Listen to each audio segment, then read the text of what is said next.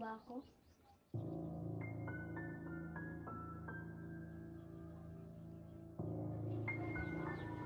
Galit ka ba? Oo, naririnig kita at hindi ako galit. Okay, dyan ka na nga.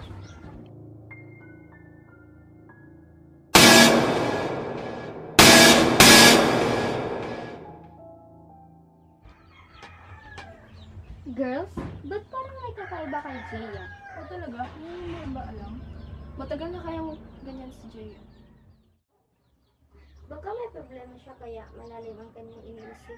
Ay nako, kung ano naman problema niya, eh wala na tayong pake doon, di ba? Tama.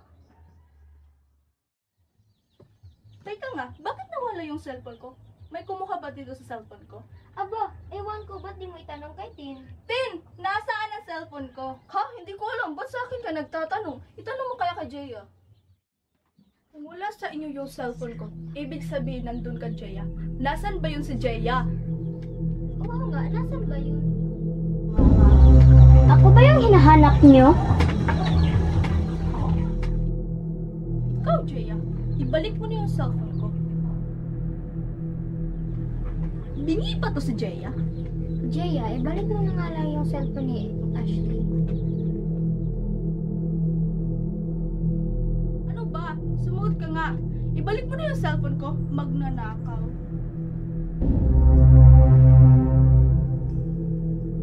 Bakit lagi niyo akong pinagbibintangan? Sa susunod, dahan-dahan ka sa pananalita mo. Okay, tama na yan. Huwag na kayong mag-away.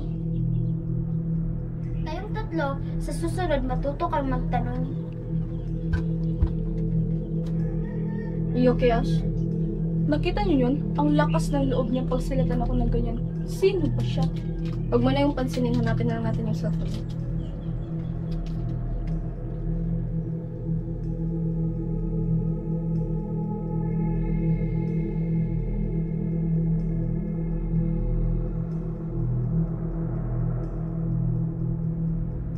Nakita ko na!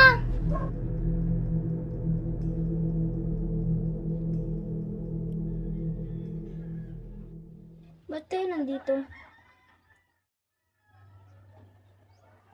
Sinasabi ko nga ba?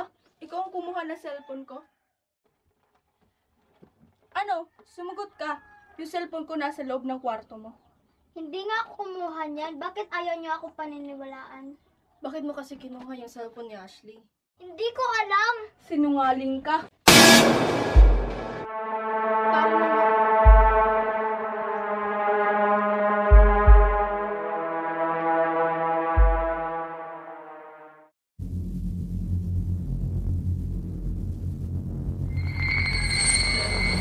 Gusto mo bang mabiganti sa kanila?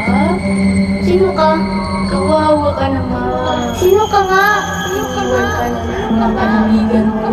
Gusto mo ba ng kaibigan? Nandito lang ako.